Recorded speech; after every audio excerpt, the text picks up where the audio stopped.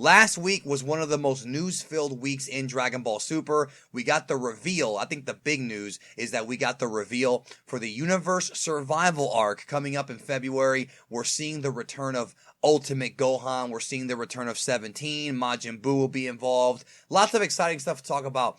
But one thing that caught me a little bit off guard, one thing that, and I'm happy that I'm not the only one who picked up on this, is that in the poster, in the teaser poster, there seems to be some clues of some kind of possible hidden agenda or something that might be deeper than, we could even imagine. And I want to talk about the great priest, the grand priest, Daishinkan, the father of Whis and Vados, and what are the possibilities that maybe this character may end up being a little more than meets the eye. I don't mean that in a Transformers pun. I mean, this guy, the way that he's positioned in the poster looks like he might either be the mastermind behind all this, and we might have a big twist coming up, or he might be a villain in this arc. I mean, who really knows? But joining me to discuss all this madness, please welcome back to the channel. You heard him on the best and worst of Dragon Ball. Now we're going to talk about Dragon Ball Super's next big arc. Dimzy, hello Dimzy. Hey Geekdom, it's great to be here. Yes, and you approached me about this topic. You said, "Hey, mate, the great priest looks sinister in that picture." And then you also pointed out that in the teaser trailer, there was a little weird shot of him from like a top-down view where he has like a sinister kind of pervy face. And it's that fishbowl eyes where they really focus on the eyes, and that normally is used when someone's having a great epiphany or they're going a bit crazy. And we saw a similar type of shot or visualization of Zamasu when he was getting a bit insane, where he had one half a bit messed up. So it kind of really caught me off guard. Not off guard, but like I was surprised. I'm like, there is more than meets the eye. That's what I said. You're using the same pun I used. You can't do that, Dimzy. All right, so let's talk about the Great Priest. So in the series, and we'll get to what you were, because you made a point before we started recording, and I want to get to that. But in the series, we found out that Daishinkan is the father of Whis and Vados, and I remember our friend Mike from Laughingstock Media,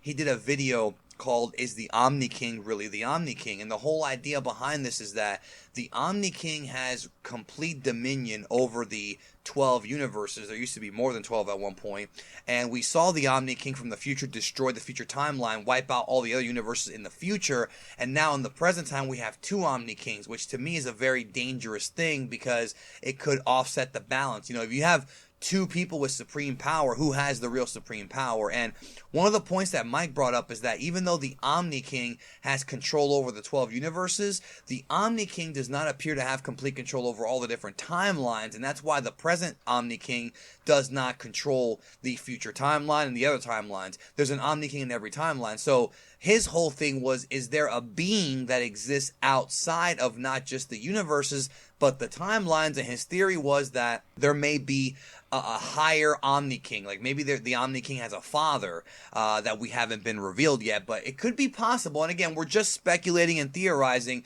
There's no actual evidence to support this. We just have a few clues we can pick up on that the Daishinkan might actually be a higher being. I mean, even though we don't, it's not told to us yet, we might be surprised as the arc, unfolds. Talking about what the Omni King has control over, one question is, does the Omni King even have control over himself? Who decides what he does? And I don't want to, I might as well. I want to plug my video talking about a potential How Zeno's... dare you? I had to, I'm sorry man. You said Zeno's dad. I don't have a thumbnail on it. I work really hard. But essentially I was saying... You did work hard on that thumbnail, I agree. essentially speaking about and speculating if there is someone who's controlling or higher up than Zeno. And one person which comes to mind, especially from Dragon Ball Super manga chapter 18 on page 3, where Whis does say that there is no other being on this world that matches the strength of Daishinkan.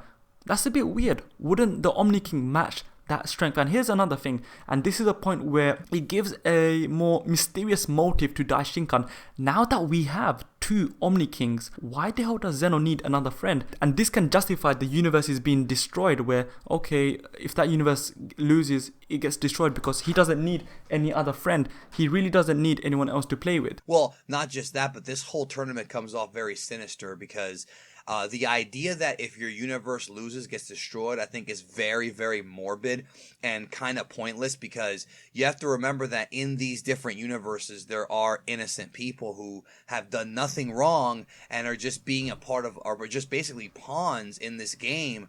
And it really does come off like something from Marvel Comics. We've seen this in comic books before, but it's just these people are innocent, and the Omni Kings, plural, are going to be destroying lives. And it's very hard to sympathize with a godlike character who just destroys lives just, for a tournament. Like, there's no real greater purpose. And it's not like they're going to go to heaven.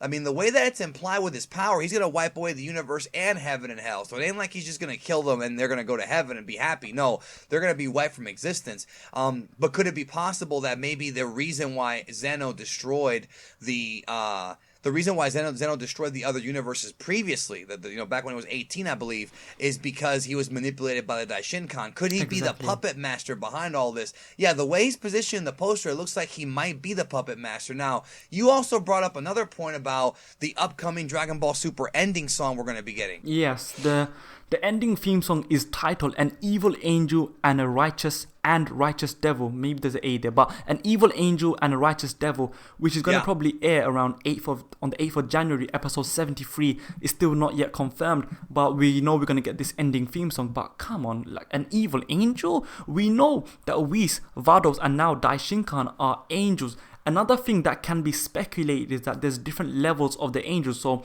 could Daishinkan be an archangel, therefore operating at a higher plane? And that is evident because he is he's paired up with the Omni King, but now the Omni Kings.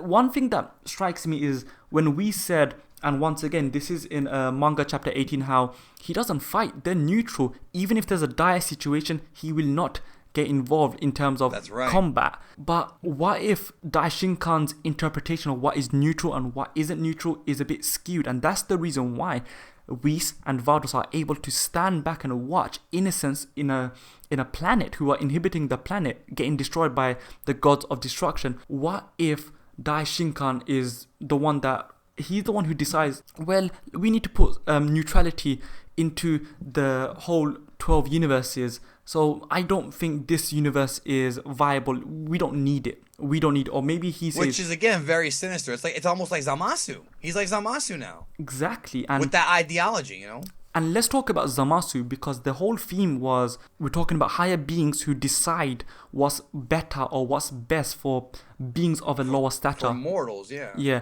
but it starts off on Battle of Gods, where Beerus is introduced to be this all-deciding factor on which planet should survive or which being should survive, dependent on his whim or what his taste buds, dictate. So that is really, really interesting in that sense. And we got that theme of you can't match the power of the gods, and you can't battle the gods, and thus you get the Battle of Gods arc. Then you have the Resurrection F one, which is more so a throwaway arc. But then when you go to the universe... but in Resurrection F, they relied on Whis to save them, and that's the one theme we've seen over and over again.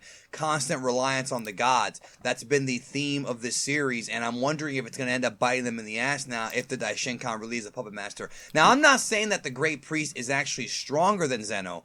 It's not what I'm saying, even though it could be a big secret they're hiding from us. But I am saying he might be manipulating Zeno, which again would make him bad. I mean, what if, and I know you theorized this, what if he manipulates one of the Zenos, and then we have Zeno versus Zeno, it's out of control? Yes, I completely agree with that, and that's a video that's upcoming very soon actually on the channel. You know what, I never really thought about Resurrection F showcasing the whole fact that they're relying, and that's the true beginning of them relying on the gods. Universe 6 was just how these mortals are part of a game, and this is what interests me. They're part of a game. They're already teasing us with all this shit already, bro. So you're saying, what if the grand game is from the Daishinkan? And here's another question for you, Dimzy. If the Daishinkan is revealed to be evil, are his children, Whis and Vados, and who else is his child, are they going to be in cahoots with him? Is it going to be one of those things where everybody's going to have to combat these unstoppable forces? That's going to be quite the drama in this series. If that is the case, first things first, if Daishinkan is revealed to be evil, I think that he's going to try and convince Whis and Vados through sheer logic, and what I can see is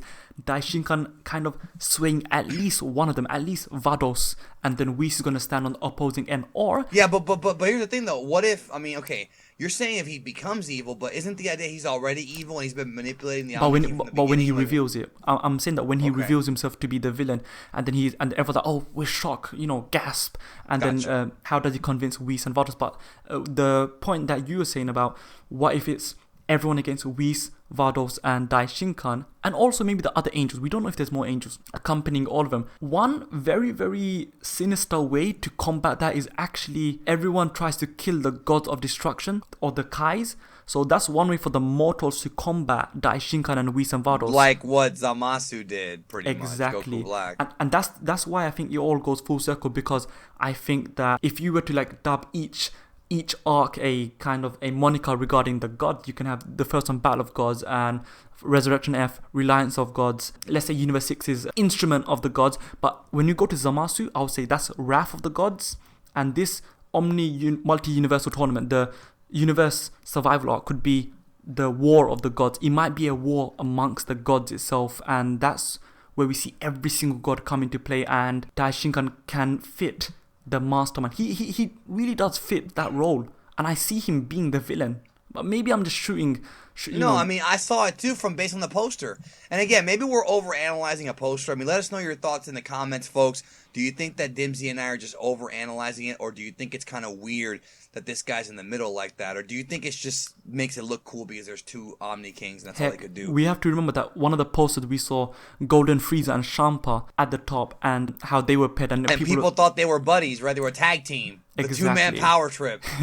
That's what they thought, yeah. So there is that danger of over analysis in that regard. But yeah, I think that Dragon Ball fans do overanalyze a series, but I mean, I guess that we fit in that sometimes. Of course we do. But other than that, I really want to see the comments on how they interpret Daishinkan's role. To be honest, them being mysterious, think of it like this. It took us how long to find out that Whis and Vardos were angels? So they could easily have masked his motive in plain sight.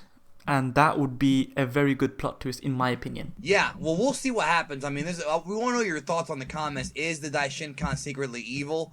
Or are we just overanalyzing it? Or maybe it's just... who knows? But thank you, Dimzy, for being here. And, of course, I'll leave a link to Dimzy's channel, Dimzy's domain, down below. Again, let us know your thoughts, and we'll talk to you guys later.